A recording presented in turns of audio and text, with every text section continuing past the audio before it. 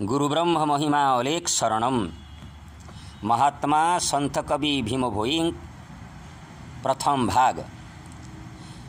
पृथ्वी को रक्षा करने निमंते पृथ्वी माता एवं ब्रह्मादि समस्त देवदेवी करुण प्रार्थना रे सत्य महिमा धर्म स्थापन करने निमंते एवं सर्वजगत प्राणी रक्षा तथा आनंद मंगल निमित्त स्वयं परम ब्रह्म जगत विभु स्वमहिमा रे ब्रह्मावधूत प्रबुद्ध नारायण स्वरूप रे यही मर्त्य भुवन रे अवतीर्ण होई 12 वर्ष पवन जल फल और दुग्ध आहार करी अनंत सर्प शय्यासन उपरे पद्मासन रे उपवेशन पूर्वक नासाग्र रे दृष्टि स्थापन करी आत्मजोग समाधि अवलंबन करिले। विश्वर समग्र देश रे श्रीपाद पद्म रे पदार्पण करी तपोभूमि भारत देशर विभिन्न स्थान रे परिव्राजक स्वरूप रे भ्रमण उपरांत यही धर्मस्थल पवित्र उत्कल पृष्ठ रे 1826 ख्रीष्टाब्द रे सर्वप्रथमे विराजमान करिथिले। विश्ववंदनीय प्रबुद्धावतार श्रीमद् जगद्गुरु महिमा महाप्रभु द्वारा प्रवर्तित सत्य महिमा धर्म यही ओडिशा प्रदेश रे अनेकानेक अंचल रे प्रचारित और प्रसारित होई ओडिशार बाहर राज्य एवं देश विदेश रे मध्य प्रचलित हैला। एणु देश विदेशर अनेक धर्मप्राण पंडित वर्ग ओडिशा आसी ए धर्मर तत्वमान उपलब्धि करी ए धर्म को एक सारतत्व धर्म बोली स्वीकार करिले। श्री गुरु महिमा महाप्रभु जगतवासी को सत्यनिष्ठ ब्रह्मज्ञान निष्काम भक्तियुक्त साधना रे ब्रह्म प्राप्ति हेबा निमंते उपदेश प्रदान करियछन्ति। परम ब्रह्म स्वयं सच्चिदानंद निर्गुण शाश्वत सनातन अलेख सर्वज्ञ सर्वव्यापक सर्वांतर्यामी और मंगलमय अटंती। प्रतिदिन ब्राह्म मुहूर्त रे स्नान शौच और पवित्र विधान पूर्वक पूर्वाभिमुख होई 7 बार एवं सायं ब्रह्म मुहूर्त रे पश्चिमाभिमुख होई 5 बार एक अद्वितीय अलेख ब्रह्मं को शून्य आकाश तले पवित्र निर्मल स्थान रे 64 छंदबंधरे प्रत्येक मानव प्रतिदिन शरण जीवे। तदुपरांत निश्चल पद्मासन रे उपवेशन और नासाग्र रे दृष्टि स्थापन पूर्वक अजपा अमपा सोहंस सूत्र द्वारा एक ब्रह्मरे लयलीन रही ब्रह्मस्मरण चिंतन करिवे। तत्पर प्रभुनाम भजन गायन पूर्वक विश्व जगतर सर्वमंगल कामना रे अलेख महाप्रभुक समवेत प्रार्थना कराजिवो।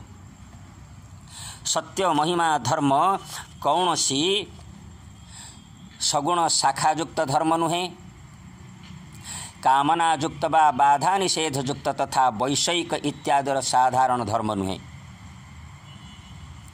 यह विशुद्ध आदि सत्य सनातन महिमा धर्म अटे।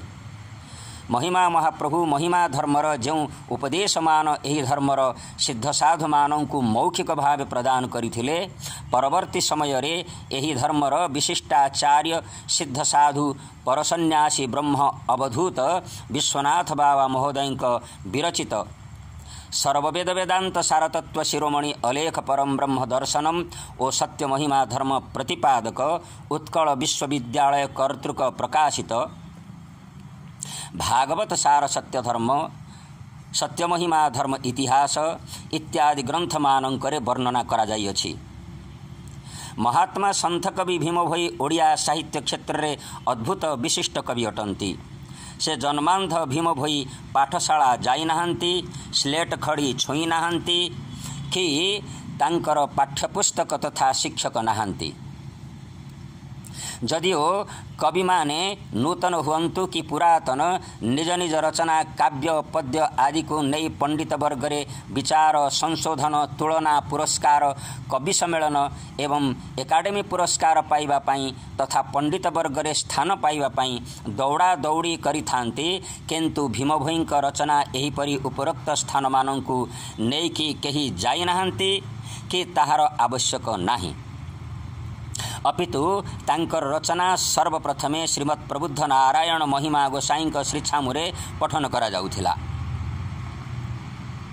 एक अक्षर की एक मात्रा मध्य संशोधन करा जाई नाही, अपितु महामानववाद महिमा धर्मर प्रवर्तक महिमा महाप्रभु दर्शन आशीर्वाद और दिव्य ज्ञान प्राप्त करी संत कवि भीम भयंकर बाह्य चक्षु नथिले मध्य स्वयं महिमा महाप्रभु तांक कंठरे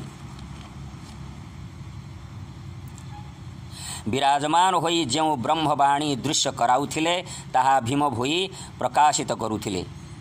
ए प्रसंगरे भीम भोई कहिछंती, जन्म कालरू मूर्ख मु होइथिली, 16 बरस के कवि जे कृत्य कली, वेद शास्त्र बोली किछि मु जाने नाही, गुरु हृदय पद्मे बसी जे देले कही, जेते बेले गुरु कही जे द्यंती भेद, तेणु से जोड़ई कवि जे कृत्य पद, गुरु न कहिले मोते जे न आसई, श्री गुरु व्यतिके अन्य जे आज्ञा नाही।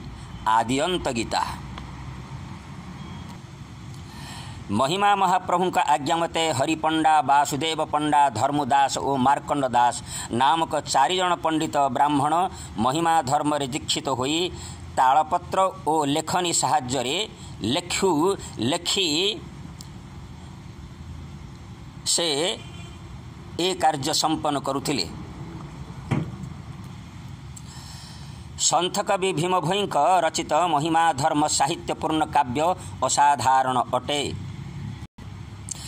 तांकर रचित भजन गुड़िक 4-4टी करी भणती होइथिबार भजनमाळारू स्पष्ट जना पड़े। एका रागे बांधिली मु दिजोड़ा गीत, भणे भीम अर्खित गुरु मो सामरथ। पृथ्वीर जातिसंघरे एवं दिल्ली सांसद भवन रे महिमा धर्मर मानववाद संस्कृतिर मुख्यवाणी मानव समाज को सजाग करी समस्तंकु मानववादी हेबा पाई लेखा जाइछि। से पद्य हेउछि, प्राणीक आरत दुख अप्रमित, देखु देखु केबा सहु, मो जीवन पछे नरके पड़ी थाउ, जगत उद्धार हेउ। से केवल कवि, धार्मिक ओ भक्त नथिले, अपितु सर्वस्रष्टा परमात्मांकर सर्ववरिष्ठ सांबादिक थिले। जगत उद्धार हेउ बोली सर्वप्राणी मानंकर सुख और दुखर वार्ता महाप्रभुक श्रीछामुरे पहुँचाउथिले। से थिले अनंत कोटि ब्रह्मांडर अधिपतिंकर वार्तावह। प्रत्येक प्राणींकर भूत भविष्यत वर्तमानर त्रितापकु निज अंगरे ग्रहण करिथिले। समस्तंकर नरकभोग कष्ट को से निजे आपणई थिले। निजर समस्त पुण्य तपस्या संसारवासी को बांटी देइथिले। जगतवासी यही महापापमय भव संसाररू उद्धार हुअंतु बोली अलेख ब्रह्मंक ठारे आकुल निवेदन करी प्रार्थना करिथिले। बोले भीम अरखित कर जोड़ी माथे, गुरु छामुरे इझार जन प्राणी हिते। भजनमाला कारण निवेदन को अशेष कोटि सृष्टिकर्ता प्रभु परमपिता परमेश्वर अवश्य ग्रहण करिवे। अनंत ठाकुर सर्वजगतर सर्वेश्वरंक व्यतीत आउ केही शुणिबे नाही कि समस्त प्राणी मानंकर आनंद मंगल कार्य केही करि पारिबे नाही। एहा शुणी आश्चर्य होई पारंती दर्शक वृंद। संत कवि भीम भोई कवि तो थिले, किंतु बड़पण नेबाकू, पूज्य हेबाकू ओ अर्थ प्राप्त करिबाकू अपेक्षा करुनथिले। एहा तांकर उद्देश्य नथिला, अपितु विश्ववासींकर विपत्ति आपत्ति रे केवल एकमात्र महात्मा संत कवि भीम भोईंकर भारी मुंड व्यथा थिला। कारण से आउ केही नुहंती, से हेउछंती जगत माता जगत जननी नित्य स्थलर राधा। तांकर ही ए विश्ववासी संतान संतति अटंती। माँ को हुए चिंता निज छुआ पिलांक कथा। महाप्रभुंक आदेश मते कଳି कलुष विनाश पाई सत्य धर्म स्थापन निमित्त सत्यजुगर अणाक्षर ब्रह्म ज्ञान विस्तार पाई एही घोर कलिजुगरे से पुरुष रूप में पदार्पण करी आसी माता जगदंबिका पहुँची थिले। अतः अध्यात्मशास्त्रर गभीर अध्ययनर अभाव, सद्गुरु सेवा करिवार तथा तांकठारु सदुपदेश प्राप्त करिवार अभाव एवं धर्मालोचना सभामानंकुर तत्वज्ञान शुणिबा जानिबार अभाव जो लोकमानंकर थाए सेमाने उच्च शिक्षित उच्च जाति बड़ घर कोठाबाड़ी वाला व्यक्ति हेले मध्य सेमाने सदज्ञान महिमा महाप्रभु 64 सिद्ध अनंत कोटि साधु एवं भीमभोई विषय रे सठिक तत्व जानी पारि न थांती तथा एमानंकर साधना उपदेश व्यक्तित्व विषय मध्य जानी पारि न थांती कारण से अज्ञानी व्यक्ति मानंकर दिव्य ज्ञान अभावरु परमेश्वरंक अवतार को एवं महापुरुष मानंकु साधारण मनुष्य बोली व्यवहार करी बहुत बड़ अपराध मुंडरे मुंडई पकई थांती। ए भली भूल करिबा लोक जानी पारंती नाही जे परमुहूर्त रे सेमानंकु कुफल भोगिबाकु पड़िबो। संत कवि भीमभोईंकर व्यक्तित्व जीवनी विषय रे ये प्रथम भाग श्रवण करिले। एहा परे द्वितीय भाग श्रवण करिवे परवर्ती अध्याय रे। गुरु ब्रह्म महिमा अलेख शरणम, परम ब्रह्म महिमा अलेख शरणम, सच्चिदानंद ब्रह्म महिमा अलेख शरणम।